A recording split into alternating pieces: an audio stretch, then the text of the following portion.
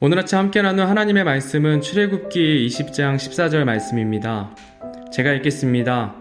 너는 간음하지 말라. 아멘.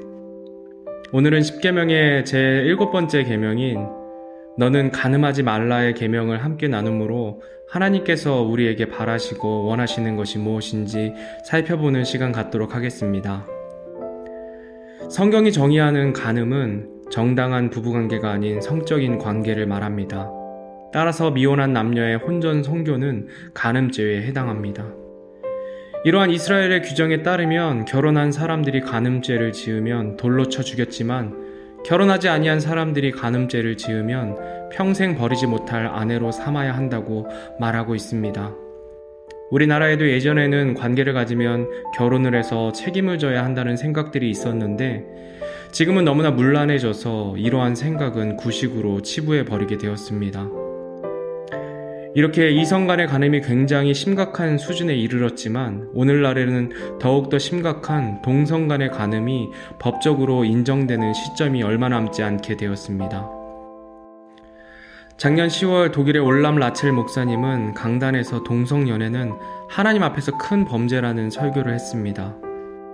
독일의 헌법은 동성연애를 보장하고 독일의 교회법은 연방 헌법에 종속되어 있기 때문에 라첼 목사님은 선동죄로 고발당했고 검찰의 수사를 받고 있다고 합니다. 이것이 비단 독일의 문제만은 아닐 것입니다.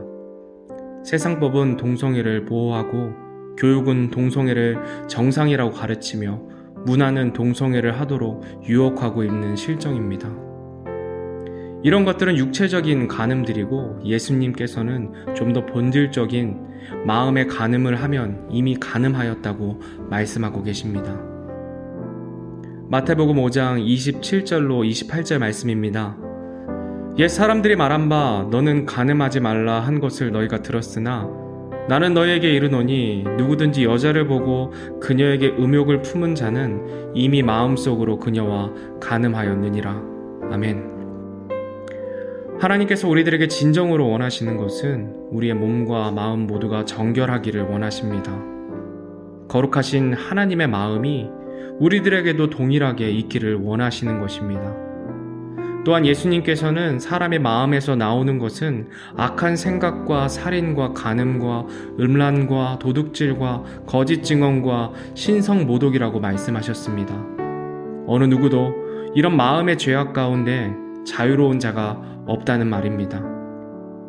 불교도들은 무건수행을 하고 세상의 것을 다 버리는 수련을 하면 죄악으로부터 자유로울 수 있다 말하지만 그것은 도피하는 것일 뿐 근본적인 해결이 될 수 없습니다.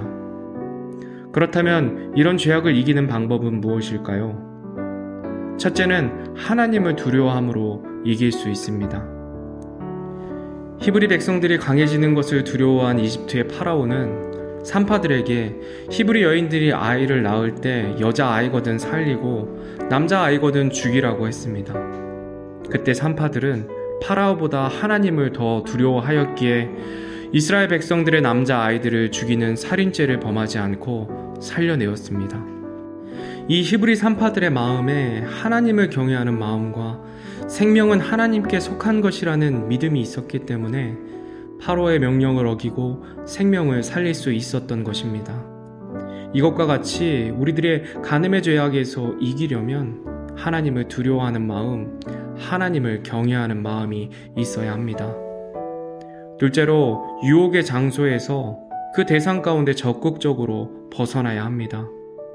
하나님을 경외한 요셉은 보디발의 아내가 매일 동침하기를 유혹함으로 간음죄를 범할 위기를 당할 때에 도망쳐 나옴으로 간음죄를 이겨내었습니다. 요셉은 하나님을 경외하였기 때문에 간음이 하나님께서 기뻐하시는 것이 아님을 알기에 그 상황에서 뿌리치고 나올 수 있었던 것입니다. 하나님을 경외하는 우리도 마찬가지로 유혹의 장소에서 유혹의 대상을 가까이 하지 말고 적극적으로 피해 이런 죄악을 이겨내야 할 것입니다. 마지막으로 예수님께서 우리를 핏값으로 사셨다는 말씀을 기억하고 기도하는 것입니다. 고린도전서 6장 18절에서 19절 말씀입니다. 음행을 피하라. 사람이 행하는 모든 죄는 몸 밖에 있거니와 음행하는 자는 자기 몸에 죄를 짓느니라. 도대체 무슨 말이냐? 너희 몸이 너희가 하나님에게서 받은 바 너희 안에 계신 성령의 전인 줄을 너희가 알지 못하느냐? 너희는 너희 자신의 것이 아니니 주께서 값을 치르고 너희를 사셨느니라. 그런즉 하나님의 것인 너희 몸과 너희 영으로 하나님께 영광을 돌리라. 아멘. 이런 죄악에서 벗어날 수 있는 방법은 나의 몸이 나의 것이 아니며 예수 그리스도께서 피값으로 사셨다는 사실을 기억하는 것입니다. 나의 몸은 예수님의 것이며 나의 몸 가운데 성령 하나님께서 함께 하신다는 사실을 늘 기억해야 합니다. 또한 죄악된 마음이 들 때마다 나의 연약함을 예수님께 고백하고 주님, 이 더럽고 완악한 마음을 제하여 주시고 예수 그리스도의 마음으로 변화시켜 주소서라고 기도하며 나아갈 때 우리를 죄악 가운데 지켜주십니다. 유혹 많은 세상 가운데 죄된 육체 가운데 살아가는 우리가 죄에서 이길 수 있는 유일한 방법은 말씀과 기도뿐입니다.